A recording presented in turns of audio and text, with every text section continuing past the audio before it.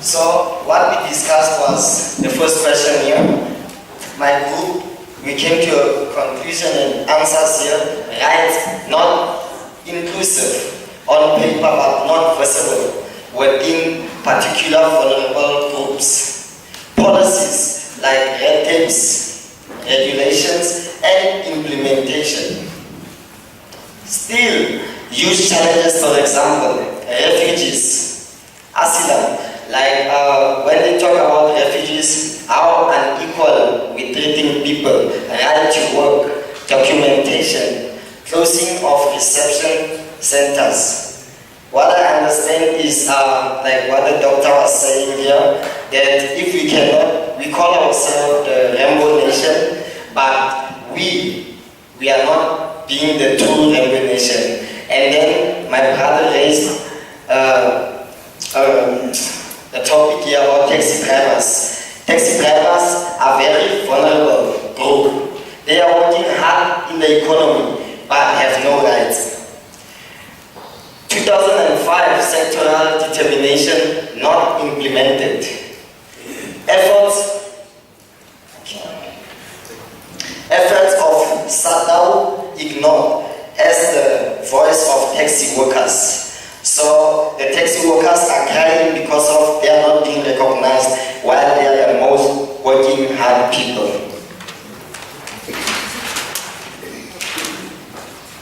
Rural women.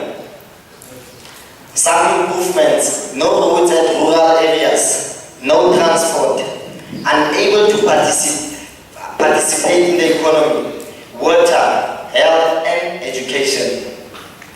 No knowledge of the NDP, no stimulation among within.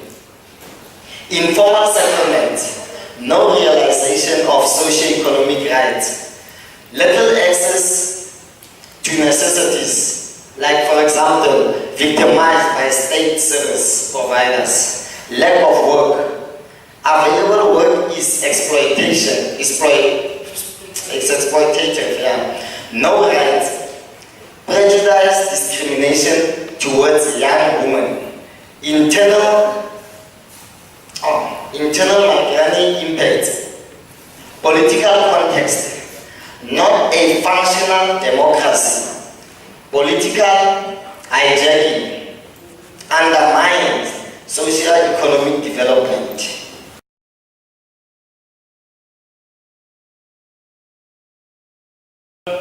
We were Group 2, the State of Civil Society in KwaZulu-Natal, Sustainability and Capacities. Our 4 questions were, is the sector sustainable? What are the threats? What are the good practices in the province in terms of sustainability? Second question was, what are the main capacity needs in the sector? Third question, is there already an initiative project existing to build the sustainability and capacity of the sector? And the fourth question was, how can the EU support capacity building in the CSO sector? Any best practices from experience to share?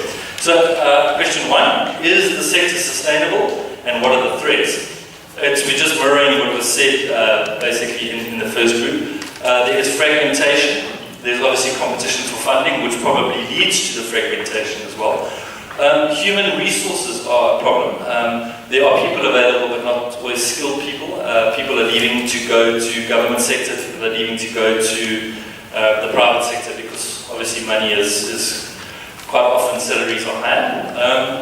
And there's also an infrastructure problem within the NGO net framework within this province of us.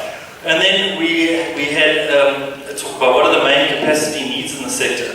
The statement is simple, but the background to it is a lot. It's a development of networking. So it's simple to say, but it's hard to do. It's for civil society, for our sector to work together a lot more, to stand together a lot more, to build sustainability and capacity. Because even as we see, like in these different groups and that, we sit down in a group and within 3 minutes people are talking to each other and seeing how they can benefit each other. But we don't do it enough. So we talk about it, but we don't do anything with it.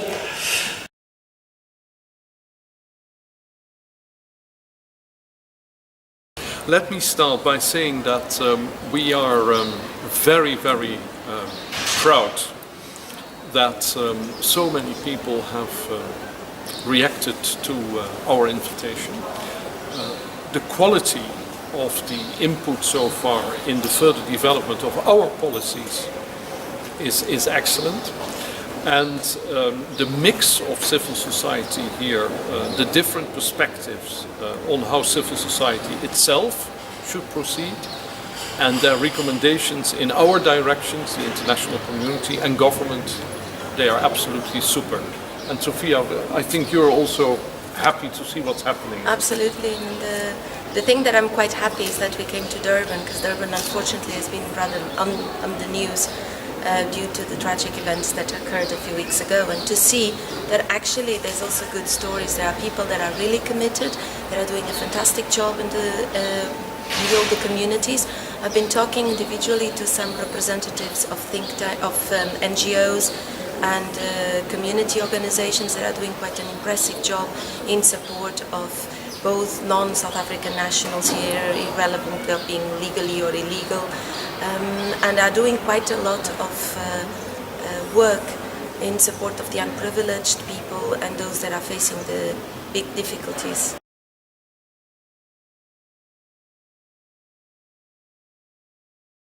Service delivery of advocacy. We doing both as the civil society organizations within this collaboration. Can we do both? That's the second question. I guess we've already answered it, in that we are doing both. In fact, we're doing far more than just service delivery and advocacy. A lot of us are doing training, capacity building, and a whole lot more. Now, when it comes to the relationship between ourselves and civil and government, or even the private sector, we felt that that is a very tense relationship and space at this point.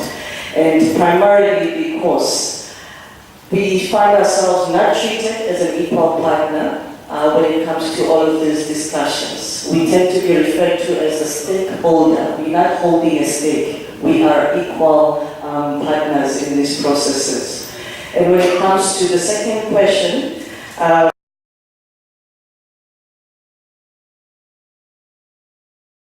well, I think the combination of plenary sessions where things are addressed and then going a bit deeper in smaller groups is quite effective. You have to design this very carefully, because the synergy you get from this sequence, plenary working group,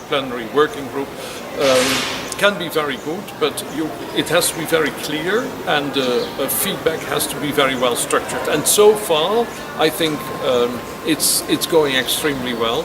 Also, because those involved from civil society in KwaZulu-Natal in this workshop, I have to say, are very skilled.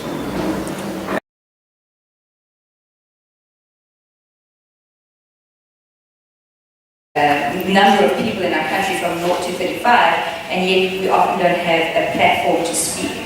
The youth sector is vast and complicated. It is very diverse, and so the issues that face the youth is hugely equally as diverse. There's issues of drugs, alcohol abuse, lack of education activities, resource, a failing education system, lack of links between school and higher education, or schools and employment, a serious lack of information, or access to information.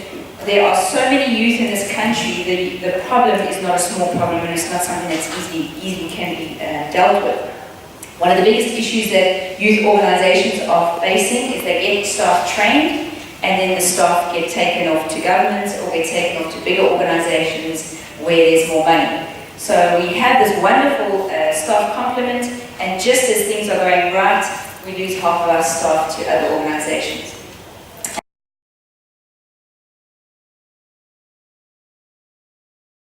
Well, this is really a next step. Of course, KZN civil society organizations are very much part of our national framework.